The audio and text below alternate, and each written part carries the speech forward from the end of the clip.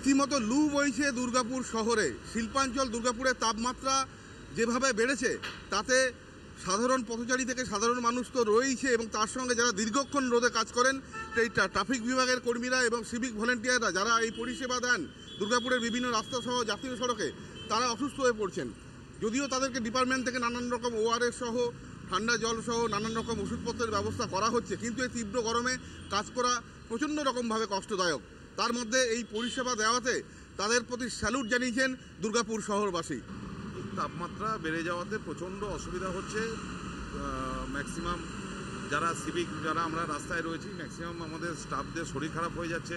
হ্যাঁ, খুব কষ্টের মধ্যেই তারা এগিয়ে চলেছে, কাজ করে চলেছে, নিরন্তর ট্রাফিক যান চলাচলকে সচল রেখেছে।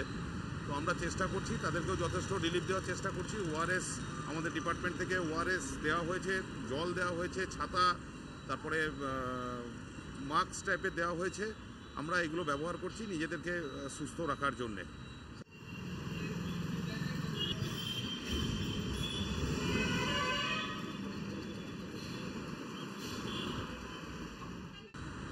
যারা অসুস্থ এরকম দু একজনের আমরা পেয়েছি, তাদেরকে আমরা সঙ্গে সঙ্গে চেষ্টা করছি নিজেদের শারীরিক সাময়িক শুশ্রূষা করার জন্য, এবং তাদেরকে হসপিটালে আমরা পাঠিয়ে দিচ্ছি।